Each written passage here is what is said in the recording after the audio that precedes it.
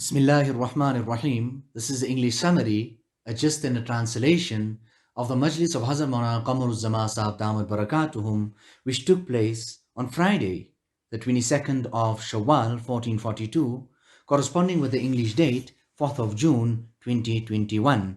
Hazrat Wala Damat Barakatuhum starts off by quoting the ayat of the Quran, فَاذْكُرُونِي أَذْكُرْكُمْ وَاشْكُرُوا لِي وَلَا تَكْفُرُونَ.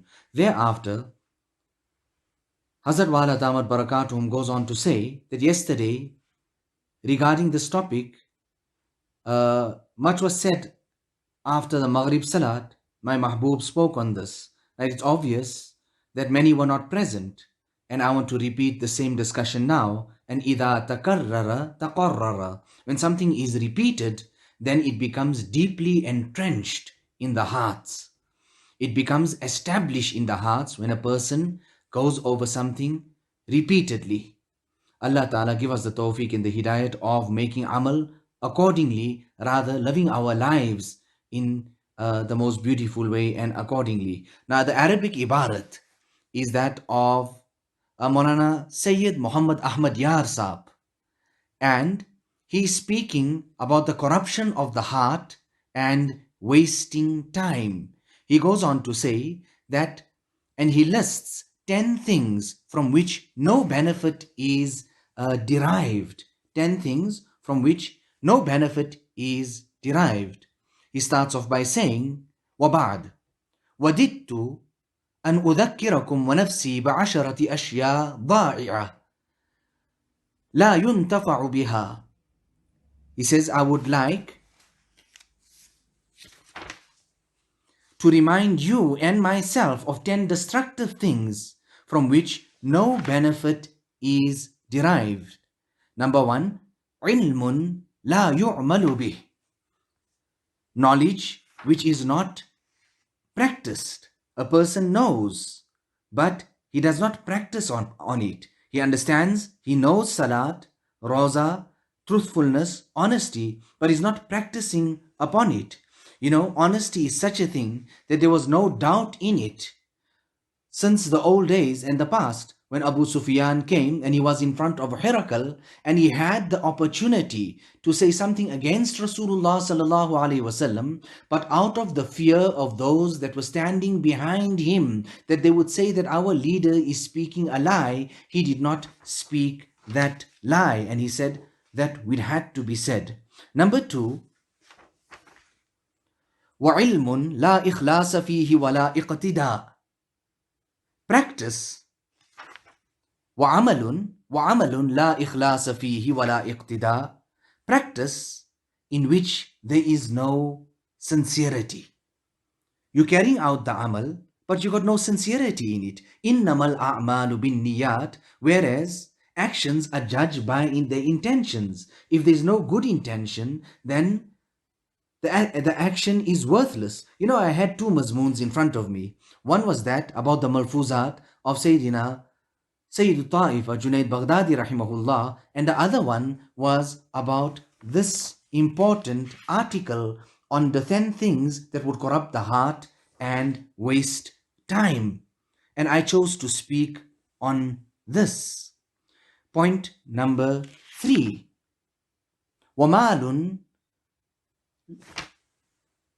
لا ينفق من فلا يستمتع به جامعه في الدنيا ولا يقدمه أمامه إلى الآخرة.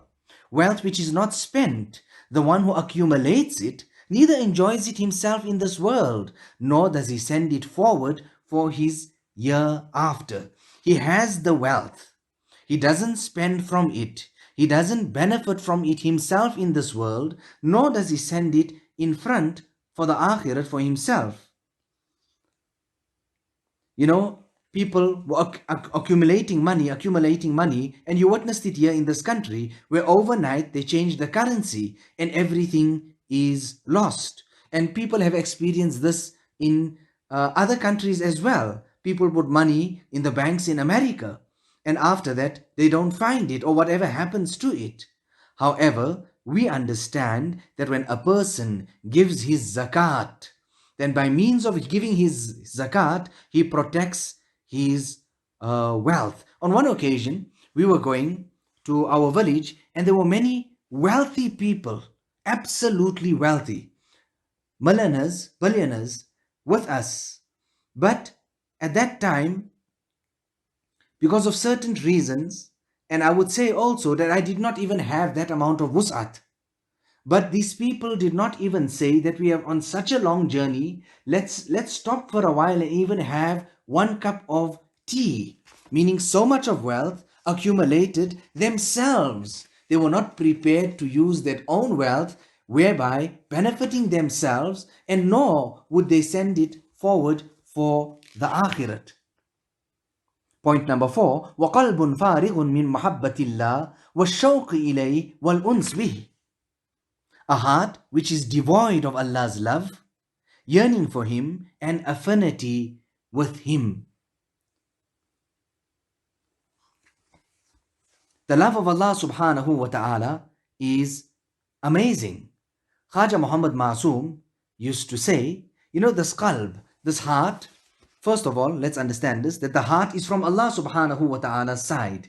Now, if we choose to disobey Allah subhanahu wa ta'ala, everybody has been given this heart and the soul. Then who can we blame after that? Khaja Muhammad Masoom says, I'm amazed and surprised at that heart that is void, is empty of the love of Allah subhanahu wa ta'ala. How is that heart beating and how is it alive?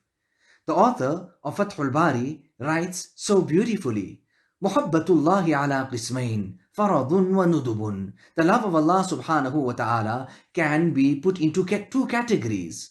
Faradun, one of that which is incumbent, wa mandubun, and the other one which is that of mustahab. The farz is that so much the love of Allah subhanahu wa ta'ala is that we can at least practice on that which is faraz upon us, and we can be particular with it. And the mandub is that over and above the one which is nafal, over and above that we do extra, we carry out the dhikr of Allah subhanahu wa ta'ala. Now we have to do something from our side. Kamyabi to kam se hogi. If you want success, you have to do something. وَكَذَلِكَ مُحَبَّةُ الرَّسُولِ فَرَضٌ وَنُدُبٌ. Similarly, the love for Rasulullah sallallahu alaihi wasallam can also be put into two categories, that which is faraz and that which is mandub. Also, we understand that it is faraz, it is necessary for us to stay away from the kaba'ir, those sins, the major sins. And we can get closeness to Allah subhanahu wa ta'ala, that over and above doing the faraz and staying away from the kaba'ir is that we exert ourselves in nawafil, and by means of that such qurb is achieved that we are blessed with wilayat and sainthood. And it is exactly that what Allah subhanahu wa ta'ala says. Rather, Nabi sallallahu alayhi wasallam passes on to us, then it is with the nur of Allah subhanahu wa ta'ala that he sees and he does. When he holds something, when he hears something, when he sees something, he does it from the power, from the side of Allah subhanahu wa ta'ala. And let us remember this well. There is no status and no place for all those nawafil that are carried out without carrying out faraiz. Now this is the tariq. Hazrat Maulana Shah Wasiullah Sahib used to speak about this repeatedly.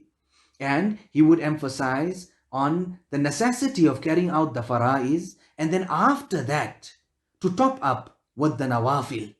How is it that the person doesn't go to work in his allocated time, and then after hours he pitches up there and he wants to do this and that and the other? No matter how many hours he spends after hours, he would not be paid for it, and there would be no virtue or privilege or praise for that person in any way. So that's the example that we can understand it by. How, according to what a great and complete wudu you would carry out, that's how great and perfect your salat would be. We go on to point number 5. وَبَدَنٌ مُعَطَّلٌ مِنْ طَاعَتِهِ وَخِدْمَتِهِ.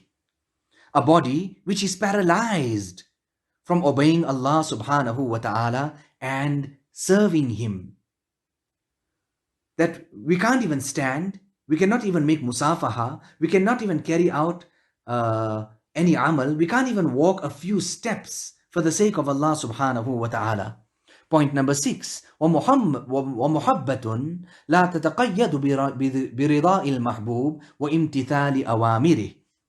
Love which is not restricted by the pleasure of the beloved and carrying out his orders. There is love, but there's nothing there in that love to please Allah subhanahu wa ta'ala and carry out his commands. So how would that type of love be? What would the benefit of that type of love be? Point number 7. وَوَقْتٌ مُعَطَّلٌ عَنْ إِسْتِدْرَاكٍ فَارِطٍ وَإِغْتِنَامِ بِرٍّ وَقُرْبَةٍ. Time which is devoid of sending reward for the future or acquiring piety and closeness to Allah subhanahu wa ta'ala. Time which is devoid, you have that time, but it is empty of sending reward for your akhirat. Or it is empty, you have that time, but it is not used in acquiring piety or gaining closeness to Allah subhanahu wa ta'ala. Point number 8. وَفِكْرٌ يَجُولُ فِي مَا لَا يَنْفَعُ. A mind which thinks about things in which there is no benefit. The mind is there, but it's running around in things and chasing after things which has no benefit. We need to have fikr for the akhirat. We need to have fikr for the akhirat. When you have fikr for the akhirat, then that fikr for the akhirat would consume all your worries of the dunya. Like how the stick of Musa alayhi salatu wasalam turned into a serpent and consumed everything else. Point number 9. وَخِدْمَةٌ مَنْ لَا تُقَرِّبُكَ خِدْمَتُهُ إِلَى اللَّهِ وَلَا تَعُودُ عَلَيْكَ بِصَلَاحِ دُنْيَاكَ. Serving someone whose service will not take you. Now you serve someone whose service will not take you closer to Allah subhanahu wa ta'ala and will not bring any goodness to your worldly matters.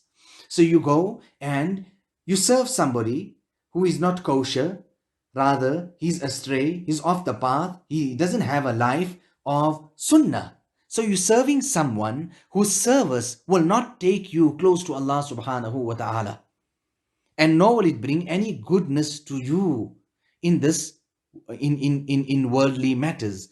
And the last point, point number 10. وخوفك ورجاؤك لمن ناصيته بيد الله وهو أسير في قبضته ولا يملك لنفسه ضرا ولا نفعا ولا موتا ولا حياة ولا نشورا. You're fearing and having hope in someone who is under Allah's control. You have fear of that person who is under Allah's control, who is Allah's prisoner. His prisoner, Allah's prisoner, who does not have the power to harm, benefit, cause death, give life after death to even his own self. He does not have that type of power and qudrat. That's the person that you fear. So 10 wonderful and amazing points. Thereafter, Maulana Sayyid Muhammad Ahmad Yar Sahab writes on and he goes further. And he said, وَأَعْظَمُ هَذِهِ الْإِضَاعَاتِ إِضَاعَتَانِ هُمَا أَصْلُ كُلِّ إِضَاعَةٍ إِضَاعَةُ الْقَلْبِ وَإِضَاعَةُ الْوَقْتِ. The biggest of the above time wasters can be condensed and put into two. The biggest of the above time wasters can be put into two. There are two. They are the cause of all the others. Number 1, wasting the heart, ida'atul qalb. And number 2, ida'atul waqt, the wasting of time. For ida'atul qalb min ithari dunya ila al-akhirah. Now the wasting of the heart entails giving preference to this world over the year after. And wa ida'atul waqt, the wasting of time, what does that entail? Min tulil amal, having long hopes and wishes. فَاجْتَمَعَ الْفَسَادَ كُلُّهُ. All corruption revolves around following one's desires and long hopes.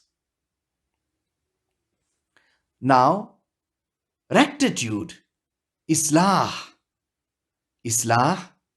rectitude entirely revolves around following guidance and making preparations to meet Allah subhanahu wa ta'ala. والصلاح كله فاجتمع فساد كله في اتباع الهوى وطول الأمل.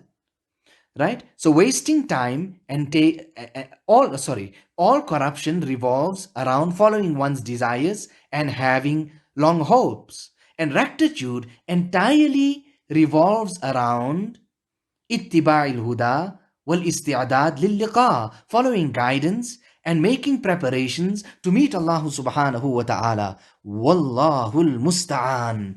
Help ought to be sought from Allah subhanahu wa ta'ala alone. So 10 wonderful points, amazing points that Hazrat Maulana Sayyid Muhammad Ahmad Yar Saab writes about, and then he condensed them into 2. Allahu Akbar. He condensed them into 2. Now the entire deen, the khulasa of it is in this. Salah, I just said it to you now. Rectitude entirely revolves around following guidance, following hidayat, and making preparations to meet Allah subhanahu wa ta'ala. The dua that we recite so often, Allahumma kun lana waj'alna lak. Oh Allah, you become ours and make us yours. Allahumma ardina. Oh Allah, you please us. Warda anna, and be pleased with us. Look after your heart. Protect your heart. Look after your time. Protect your time.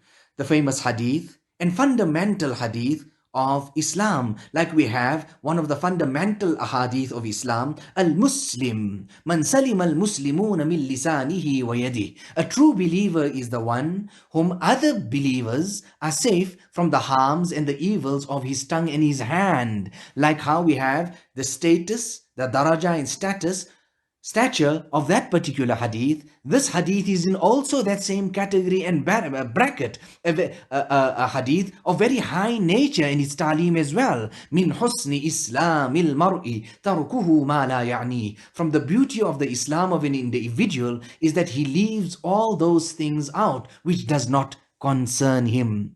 So Allah subhanahu wa ta'ala, we make dua to Allah subhanahu wa ta'ala that He rectifies our hearts. Allah subhanahu wa ta'ala protect us. And we have to, Allah ta'ala has created this heart and soul of ours, and Allah subhanahu wa ta'ala give us the tawfiq and the hidayat of looking after it and making amal on these ta'limat. ربنا تقبل منا إنك أنت السميع العليم وتب علينا إنك أنت التواب الرحيم بحرمة سيد النبي الكريم صلى الله عليه